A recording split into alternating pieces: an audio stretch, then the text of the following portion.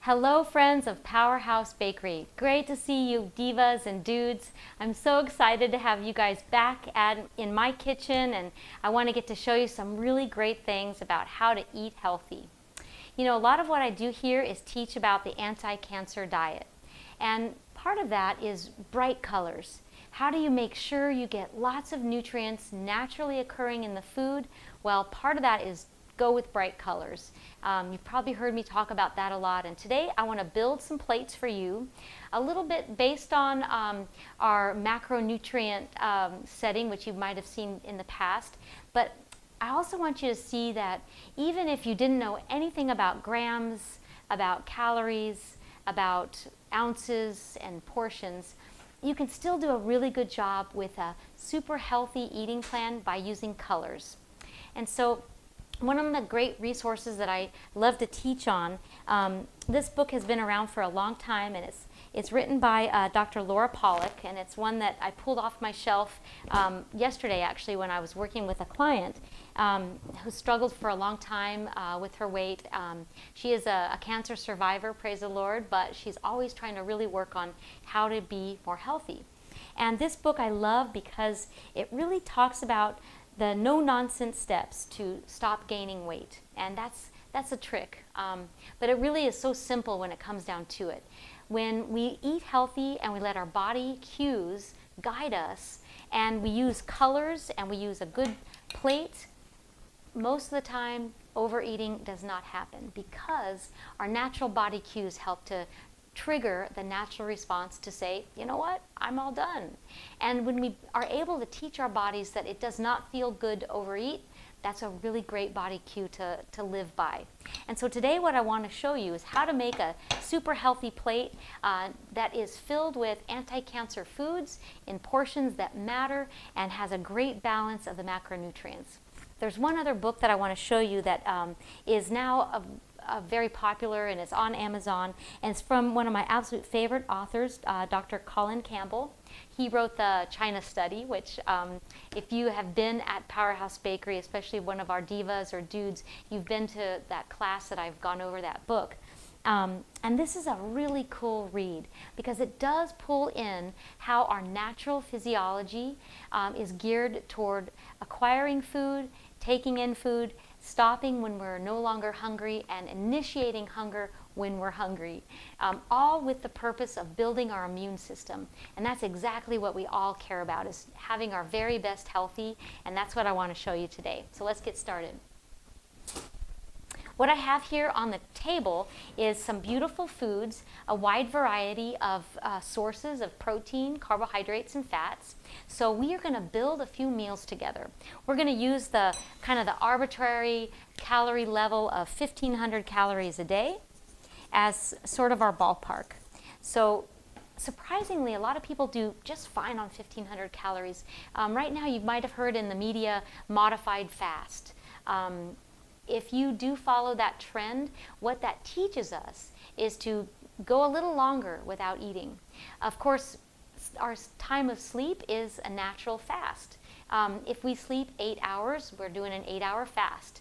And that's if you ate something right before you went to bed and ate something again right when you got up. And most people don't do that. Most people will have an hour or 3 before going to sleep that they've had their last bit of food, and it might be an hour or 3 before they have their next bit of food the next day. So honestly, 1,500 calories, whether you're a 5-foot tall woman or a 5'10" tall man, is not too far off the mark. So just know that that calorie level is one that I think is a really good ballpark. And so then once we think of that many calories for the day, like if you have breakfast at 8 and you have a snack maybe at 11 and then maybe a lunch at 2 and a light dinner at 6, you can easily have around a 400 calorie meal. Somewhere between 300 and 400 calories will easily be a landmark that's comfortable, and that's what we're going to build today. So I go through that explanation because I want you to know that portion sizes are really askew out there in the world of normal eating for Americans. If we go to a restaurant and we look at their plates, they are way overdone. So sometimes when I'm starting to work with somebody that is looking for weight loss, like the lady that I mentioned, the first thing I will say is, let's reinvent portions. And it might even be fair to say that the plates that we're going to build are going to be closer to what a kid's portion might be. And oftentimes people will kind of drop their jaw at that moment and think, oh my gosh, this is going to be so painful. But honestly, a kid portion is a pretty realistic portion for a lot of adults. We've just lost track of what our hunger cues can tell us about when it's time to stop eating and when it's time to start eating. So we're going to talk a little bit about that as we go. So check out what I have on the table. I have a medium-sized plate. And then I have some meats on this side. This is a pork chop. This is a chicken thigh. This is a piece of, here I'm going to put them right here on the plate so you can see them better. This is a piece of meatloaf. This is a pork chop. And this is a no bone pork chop, so it's actually a tenderloin that I've cut. And this is a bone-in chicken thigh, so you can kind of see the size of that. And oftentimes when we build a plate, we say, you know, it's like a deck of cards. You've probably heard that. It's like a fist. Deck of cards. It's not too far off. And I don't have big hands, but it's not too far off. And you can kind of see that idea. Now, with a bone-in chicken, it's going to weigh a little bit more because of the bone, of course. But when we talk about a deck of cards or a palm size, we're usually saying something around a 3-ounce portion. So let's see how much this weighs, knowing that it does have some bone in there too. So I'm going to first tare it with my little plastic tray here. Tearing just means you take out the weight of whatever item you're putting it on. So this is 6.75 ounces. And if you were in our discussion on how to determine how many ounces equate to protein, 6.75, 6 times 7 is 42, and it's 0.75, so it's almost 50, or we could say 48 grams of protein. That's a lot of protein in one sitting. So for sure that's plenty, even if it's not much bigger than my hand. This would be pretty good size even for a gentleman that is 5'10" and 170 pounds. So that's a great piece of meat. If we look at our meatloaf, here it's about, probably 1.5 inches thick. I cut it out of a typical meatloaf pan. And in Powerhouse Bakery, we say we get 7 cuts per pan. So that's how we measure everybody's out. But we get pretty close to how much that should weigh. So let's see how close we are to this weight. So it's 4.5, and I'm going to tare it with the container. So taking away the container, put that back in. So this is almost 4 ounces. It's 3.95 ounces of protein. So it's surprising how they don't look that different, but there's about 20 grams of protein difference. This is 7 times 3 is 21. This is 6.75, so we'll say 7 times 7 is 49. Big difference in protein. Granted, there's some bone in there, so it's fair to take out maybe a couple of ounces of that bone. But if you were to eat the skin, that would add some fat. And this one is a lean turkey, so there isn't nearly as much fat. So overall, the calories end up being about the same. Taking off the skin, taking out the bone, and having all of this part edible. And by the way, it doesn't mean that it's a bad thing to eat the skin. You can certainly add that in as part of your fat count when you build a meal. So I'm going to show you how we do that too. So a larger piece of total weight, smaller piece of total weight, ending up to be about the same amount of total protein if we took out the bone and the skin. Okay, let's keep going. Now let's look at our piece of pork. So I'm going to weigh the pork and see how much it is. Okay, and so that is exactly 4 ounces. And notice too, if I were to use my hand measurement, oftentimes people will say, well, how thick should it be? If it's a deck of cards, how big is a deck of cards? This is not too far off what a deck of cards looks like. And again, if I tear this, I'm going to double check my weight. This looks like a palm, and it's about as thick as what we like to describe. Let's see what that actually looks like. So we might be cutting ourselves short because this is only 2.85, so not quite 3 ounces of of pork. And that's why I put this other little half on there. So when we put it all together, this is 4.5. So again, you're really seeing some differences based on if it has a bone, if it has a skin, if it has added ingredients in it, which with a meatloaf we'll often add some oats and maybe some veggies, and at Powerhouse Bakery we add the mighty seeds. So quite a different creature. And so if you're not careful, we might undercut ourselves if we just count the protein by itself, or we might overestimate if we eat the whole chicken that includes the fat from the skin. So interesting way to look at your different proteins. They're all good. What's important is that we know how to calculate them. So this would be called a lean meat, so we don't have to really add any fat to it because all the fat's been trimmed off, and that chicken thigh is going to have to add in an extra amount of fat, so that would be called a high fat meat. Okay, now let's go to our veggie category. So these are going to be our plant protein choices. So if you're eating a meal that you wanted it to be no animal meat, so once a week you might choose that you're going to have a dinner that's all plant-based. Here are some great ways to choose. So lentils and quinoa are a great example of using a carbohydrate that happens to be high enough in protein that it could substitute for our protein dish. So 1 cup of lentils gives us 22 grams of protein, which is pretty substantial. And that's not too far off our pork. So 7 times 3 ounces is 21 grams, and that's pretty darn close to our lentils.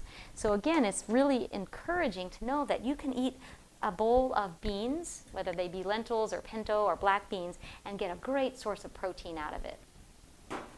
The quinoa is close. It's not going to be like the Powerhouse lentils where it's really loaded with protein. But this is a cup of lentils, and I've put a little veggies in it, and it's going to give us 14 grams of protein, which is still substantial, especially if you don't want to include any animal product in there. That's going to be similar to 2 ounces of actual meat protein. So it's a pretty good choice. Let's keep going. Here is a little container of garbanzo beans that's mixed with some veggies, and this is a great source of protein also. This is a half a cup, and this is giving us 12 grams of protein, which is still pretty darn good for beans. Now, if we were to add our lentils with the quinoa, now we could get our total amount of protein for comparing to that chicken. So it's a great way to go. Let's do some of that. If we have our beautiful plate here and we wanted to add in our beautiful quinoa, so I'm going to use a half a cup of my quinoa, put that on my plate, and I'm going to use my half a cup of beans. That looks absolutely gorgeous. And now, because we know that eyes eat first and we want to have our beautiful plate loaded with color to make it a beautiful anti-cancer diet, we're going to add some blueberries all around. And that makes it gorgeous. Now, I haven't talked a whole lot about adding healthy fats. So what do you think I could add to that would also give me some healthy fats? Here I've got some pumpkin seeds, I've got walnuts. Of course, I could dress my quinoa with a little bit of oil. If you use a mixed dressing, so what I mean by that is it wouldn't be pure oil, it might have some vinegar and spices and maybe some orange juice or lemon juice in it. You can definitely go a little higher because it's going to be a mixed nutrient. So in general, what I would do is 1 tablespoon of a fat is going to give us 15 grams of fat. But what if I did a blend, so a salad that has more than just oil in it? Then I could count them separately. So let's first count out our fat. So there's 1 teaspoon. And then I can add all the lemon juice or vinegar that I want, and I'll still have my calories counted properly. That looks absolutely gorgeous. So now I have my protein, my complex carbohydrates, my beautiful color, and I've added a little bit of extra veggie in there for even more fiber, and I've got a great meal. Let's try another one. What if I wanted to go ahead and use my chicken thigh, and it's got the fat included? So I'm going to add that to my plate. Knowing that I've got my fat in there, I am going to put that next to my grain that has no fat added. That way it's going to balance it out. So here is my half a cup. This little blue cup I love to use because it's a perfect half cup. There's my half a cup of rice. And when I have this all together, the fat content is going to really add to the flavor of that rice too. And now I want to add my beautiful color from my veggie. And I can do some carrot salad with a squeeze of lemon. And this whole meal together is going to give me 5 grams of fat. It's going to give me 15 grams of carbohydrate plus 5 more. So that's 20. And less than 300 calories. I've got a beautiful, healthy meal with a beautiful chicken thigh. All right, let's do another one. So you've seen how I did the blend. In this case, I did the beautiful plant-based meal. I've got beans as well as the grain, and I've got some beautiful colors with the peppers and the blueberries. And then with this one, I added the steamed carrots along with the white rice and the organic chicken thigh. Great meal, and look how it fills the plate. I think if we sat down to this, we would feel like we had plenty to eat and feel maybe even a little bit lucky to be able to have white rice, when so often we're thinking that a white starch is something to be avoided, because it really isn't. Let's keep going.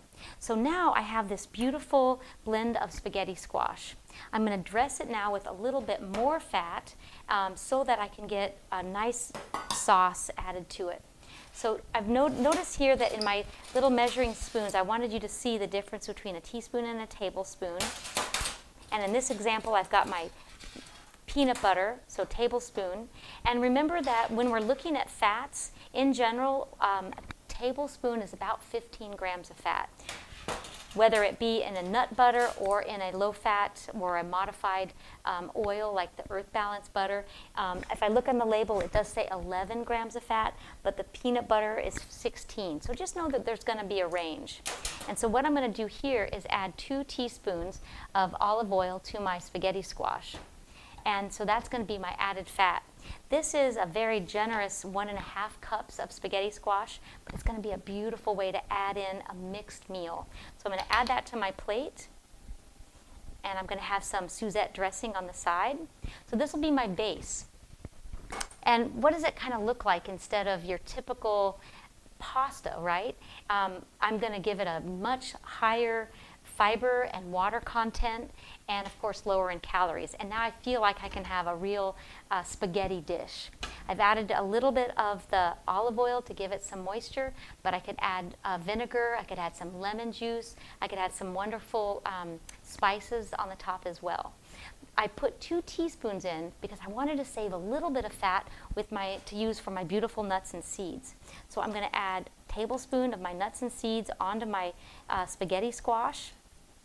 So now I've got my fats covered and I've got my carbohydrates, and I'm still under in calories, which is really good.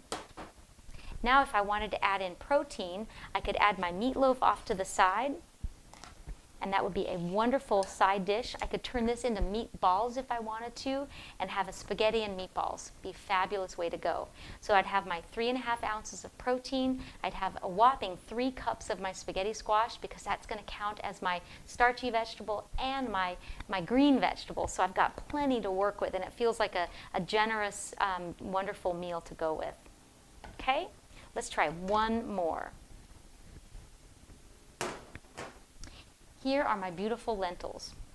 So I could add water. Notice that when they are cold, they are a little bit stiffer, but I actually love them this way.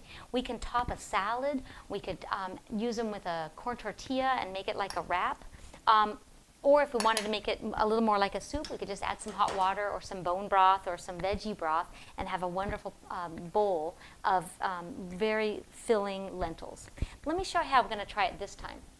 Here I've got this beautiful salad that we serve at Powerhouse Bakery, and it's actually a tuna salad. So notice how I've put the tuna on the bottom. So if you're going to pack this for home, remember to put your meat salad or your lentil salad at the bottom so it doesn't get your greens soggy. It's a great trick.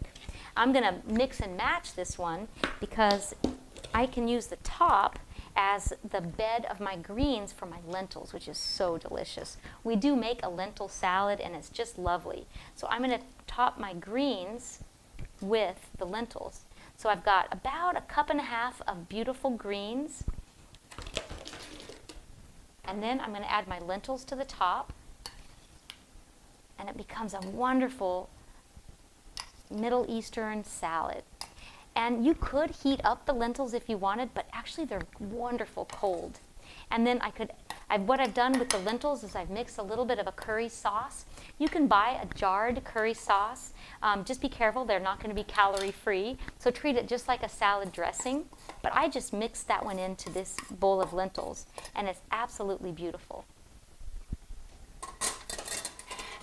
And then I have my carrots on the side. I could garnish with a little bit more of my nuts. Notice that that salad had a few little garnishes, but I want to still count my fat grams. So I'm going to give myself 2 teaspoons of extra nuts, and that is a beautiful salad. So there you have it. We have different ways that we can do meals that use either a plant base or a protein base.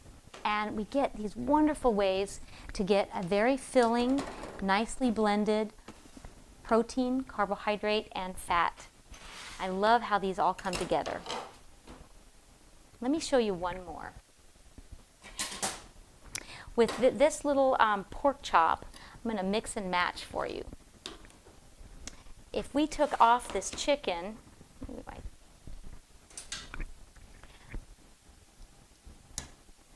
because remember the chicken had the fat included.